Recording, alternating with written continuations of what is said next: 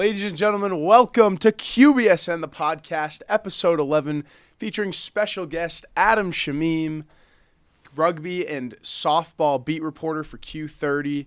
Adam, how are we doing today? I'm doing good. Weather's getting better, which is always a good thing, and especially in New England. But yeah, things are going great. I agree. Now, I want to kind of start off asking a couple questions to you. Where did your love for Quinnipiac sports come from?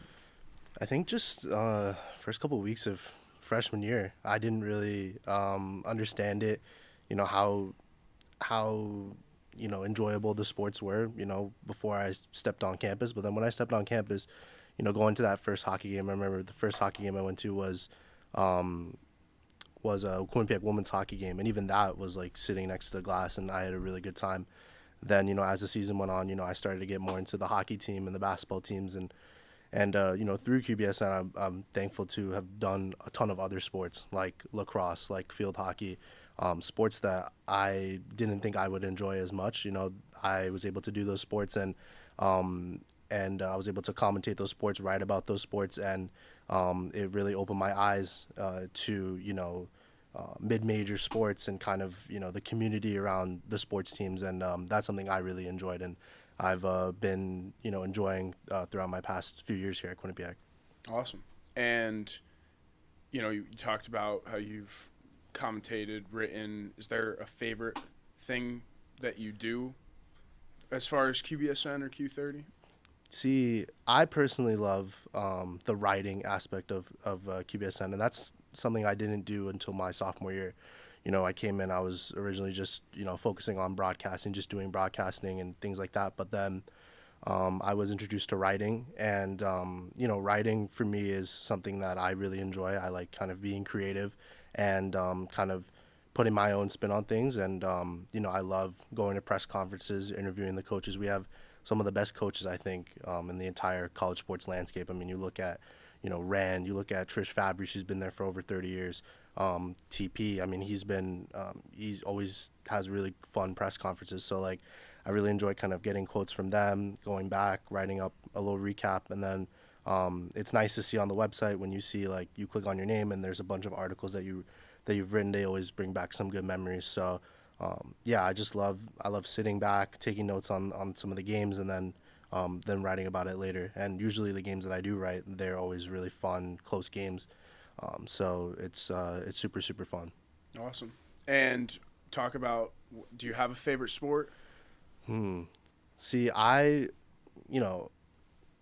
specifically I love the women's soccer team. They are super competitive. The games that I've seen and the games I've done with them, they're really good games, really high stakes games. They're always in the fight for a MAC championship. Of course, I love the men's basketball team. The women's basketball team has been absolutely amazing this year. Yeah. Getting that win over Fairfield and taking charge of that MAC conference is always a good thing. And then Atlantic City coming up is great. Women's hockey, men's hockey, and I think an underrated sport for sure is a sport that obviously I did, softball. Softball is a really, really fun sport. Love kind of the action, the strategic element of it. And obviously, you have everyone supporting each other, cheering for one another. It's a really positive atmosphere. So softball is a super underrated sport, and I'm excited to see what they can do this year as well. And talk to me a little bit about women's basketball. Big game, second one against Fairfield at home this Saturday. Oh, man. How do you think that's going to go? I think that's going to be, again, super down-to-the-wire game. And you also look at, that game being a game that, if you don't win the MAC, you can put it as kind of like an at-large bid, like, hey, we beat Fairfield. I know they had that situation last year where Quinnipiac didn't win the conference tournament, and, they were kind of trying to put in an at-large bid and things like that, and they ended up going to the NIT. But this is a huge game for, obviously, heading into the MAC tournament. You want to build that confidence for the MAC tournament, but you also want to look, further down the line. But those games against Fairfield are always really tough. Fairfield, one of the top mid-major programs, as are we. So it's always a really good test. So interesting to see, how we start that game. How we finish that game, especially, is the 3-point shot going to fall? There's just so many different factors, and you have to really be on your game against Fairfield for sure. So I'm really looking forward to that game. Yeah, me too. And, there's been a lot of talk about it's very hard to beat a team 3 times. Oh, for sure. So if Quinnipiac wins this one, that's twice, then they'll have to most likely beat Fairfield again to win the MAC championship. Is there anything that you see where this one might be better for them to lose, and then they have, kind of we got to go get this done in the tournament, not overconfident? How do you think about that? The past couple years, Quinnipiac, my sophomore year, they beat St. Peter's, the men's team. They beat St. Peter's twice in the regular season, lost to them in the MAC tournament. Last year, they beat Iona twice in the regular season, lost to them in the MAC tournament. And I also see that with a lot of my teams. Like, they beat a team twice in the regular season, then they lose to that opponent in the playoffs or something like that. I really believe it's one of the truer things in sport. It's really hard to beat a team 3 times in a row. If you're beating a team 3 times in a row, that means everything has to go your way. Every bounce, every 50-50 ball has to go your way. You always want to win these games. I mean, for Quinnipiac, they always circle the women's team. They always circle Fairfield on that calendar, on that schedule, and everyone's up for that game. Everyone's going to be playing hard, during that game. So, you never want to lose, a game against Fairfield. But even if they do lose, they know that, if things go well in the MAC tournament, they will definitely be seeing Fairfield later down the line, whether that's in the semifinals or whether that's in the final of the MAC tournament. So it's always, you can always learn from a win, but you can especially learn from a loss, what you need to do better. Right. Because especially for Quinnipiac, you know that, if things go well, you're going to be seeing Fairfield down the line in the MAC women's tournament. So so there's always, I think, really things to gain, but obviously you want to try and win every game. But right. If you lose, not the end of the world for sure. I totally agree. Now, let's talk about acro. Absolutely. It's kind of been a big thing coming up. I know, shout out producer Andrew Goodness. Yes, sir. Acro beat reporter. And, they just had their, open pyramid that was scored a 9.95, which is pretty much perfect. Almost perfect. Yeah, that's they had a single deduction during that. I couldn't even find it myself. It was a fantastic opening meet. And I just checked because yesterday Athletics put out a Instagram post that it was up to 15 million views. Now it's up to 18.3 million views, and that's Instagram alone. So that was awesome. But for a lot of people that don't know, and before Quinnipiac, I didn't even know acro and tumbling existed. Yeah. So can you talk to me a little bit about, like, if you were to explain to someone for the first time, how would you explain acro and tumbling? I have actually gotten that question a lot from people that, don't go to Quinnipiac. My friends that don't go to Quinnipiac, they ask me, what is, acro and tumbling? The best way I can honestly explain it, and I'm not sure if it's different for other people, but I would explain it as like a combination of gymnastics, dance, and cheerleading. I feel like there's a lot of different elements, from those 3 specific sports that kind of you can take out of those 3 specific sports and then put it into this sport, acrobatics and tumbling. I remember the first meet I went to, I was kind of confused. I didn't really know what to expect, but from what I can see, it's a lot of just like, athleticism. You need, there's a physical element of it, but it's also like, we always talk about, team sports. This is really the definition of a team sport. Everything I think needs to be, everything needs to be like almost perfect for you to get the best score possible. And the littlest thing, if you mess up the littlest thing, then that can kind of, not give you a good score. Right. So I think it's very much like a team sport, and I think everyone has a role. And you see in a lot of sports, not everyone gets a chance to play. Not everyone gets, playing time. But in this sport, there's a lot of people that, really help with the choreography mm-hmm. and just everything like that. So so I really like it in that aspect. Like, everyone has a role to play. Right. Now, Andrew, feel free to jump in whenever you want, because obviously you're. Yeah, one thing I do want to say, you were talking about it earlier about how fantastic Quinnipiac coaches are. Marianne Powers, one of the top coaches in the nation. She's fantastic. I got my first chance to inventor of the sport. Pretty much, yeah, one of the founding 5 coaches. I got a chance to interview her after the meet on Monday, and it was just fantastic talking to her. She's a great personality, and Absolutely. She really knows her stuff. Yeah, for sure. Now, I had a question, and whoever wants to answer it, feel free. What is the point of the numbers on the jersey? Is that for scoring? Is that just an aesthetic? Like, what? I feel like what is that? It could be for, like, I think highlighting the athletes, but yeah, I don't know. I mean, from a beat reporter perspective, it for sure. really helps us identify which athlete is which. Like, obviously, me as a brand new beat reporter, I'm not going to know every athlete on the team, but I can check their number, I can check their roster, and I can know who's who.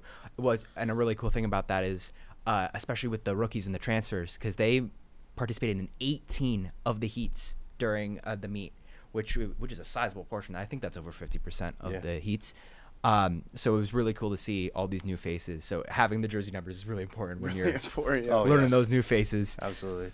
All right, so yeah, that's definitely a good take on it. Now, what are some of the hardest stunts, or what are they called? You can call them elements. Elements? Yeah. Okay. So what are some of the hardest elements for acro? Obviously, the open pyramid, I watched it. That looked next to impossible. Oh, my goodness. So what are some of the other ones? I think the toss, you really have to execute the toss, element of it. I think, like, that is where you kind of take, like, you see, our Quinnipiac cheerleaders doing the toss, and they have to, execute that to the best of their abilities. So I kind of draw some similarities between that. The toss is, like, obviously you need to make sure that it's as good as it can be, to get that score. I think, honestly, that is one of the tougher, elements of acro, with, pyramid, you have compulsory, you have the acro actually element. The tumble is always fun to watch, but I think the toss is a really tough one.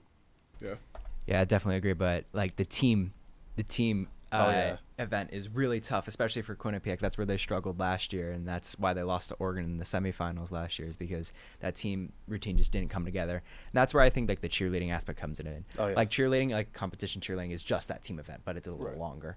But like acro, you have to do a team event plus 5 other events. Yeah. Okay. Yeah, that makes sense. So acro, obviously, that was their first meet, right? And they got a huge showing, and obviously their social media presence blew up from that open pyramid. So that was awesome to see. So let's switch gears a little bit. You're also a softball beat reporter. Softball coming up. What are you looking for them to do this year? I think, like, for me, I would love to see softball just compete late in the season. I think they need to stay definitely consistent throughout the season. So with these long series, when they do travel to different places earlier in the season, while snow's clearing up, while weather's getting a bit better, I think when they have these other tournaments, I think they need to really be on their game. They open in Seattle. They open in the UNLV tournament. They have some West Coast games. Seattle, UNLV, UC Davis. And then they go to Virginia. In those kind of groups of games, you really want to get the most out of it, and you want to learn a lot about your team. So I really think that those are really big games early in the season. And if you get a win over a team like UNLV, UC Davis, super good team out of the West Coast, like, that can give you confidence. Because the MAC, in pretty much every sport, I would say, but especially in softball, super tough conference. You never know who's going to win it. So you want to get those good wins early for sure. And talk to me about who you think is going to step up coming back from last year. Yeah, absolutely. One of my favorite players, for Quinnipiac, and someone that I really enjoy watching, is Mary Fogg, coming back for her senior year, usually the leadoff hitter. I think, the leadoff hitter is a super important position in, sports like baseball, softball, because once you get on base and you get that runner on base, especially if they're fast like Mary Fogg is, you're already at an advantage, because, you have, the stolen base tactic, and you can, get a runner in scoring position, with no outs, and you can, really go to work from there. But also with Mary Fogg is that she's a really good fielder. She plays center field, especially, when the weather gets a lot better, that sun is, beating down and you really have to track the ball well. And I think she does a really good job tracking the ball well, making some good plays. Again, like super good, contact hitter, can get on base, can steal bases. So I'm really excited to see, how she kind of helps the team in her senior year. She's been really consistent, and I think she'll be a huge help for Quinnipiac this year. Now, where do you see Quinnipiac softball landing in the MAC? If you were to take a guess, beginning of the year, they haven't played any games. Where do you see them? I would say, with, having returners back, that's a huge thing. And some of these new players as well. And also some players that maybe didn't get enough playing time that are stepping up for this season. I personally think they could finish, top 6, top 5. Again, it's really tough in the MAC. These series, like losing a series can really hurt you, but winning a series can put you like in a good position for the playoffs. So I would say a good goal for them is definitely like top 6, top 5.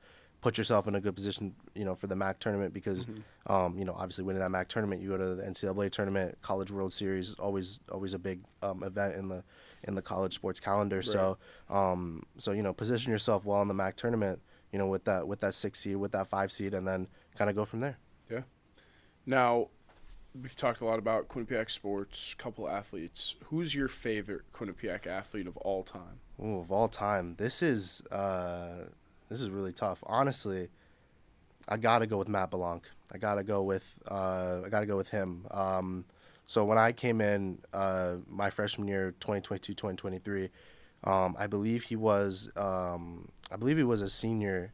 So him and Savon Lewis, they redshirted like previously before I got to Quinnipiac, and then they played like an additional 5 years, with the COVID year and everything like that. But Matt Belanc, once I got there, it was clear that he was a true leader of the team. My freshman year, he, eclipsed 1,000 points, and I remember that was a huge accomplishment. And he was just a super consistent player, making a ton of shots, playing defense. Like, he was just an all-around great player. Sophomore year, he took it to another level.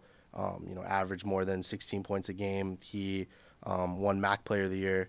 He was, again, another like him, Savon Lewis, they were the real leaders of that team. And, he hit that crazy shot against St. Peter's, and unfortunately it didn't work out as Quinnipiac ended up losing that game. But that shot, you could tell he wanted the moment. He always wanted the big moments.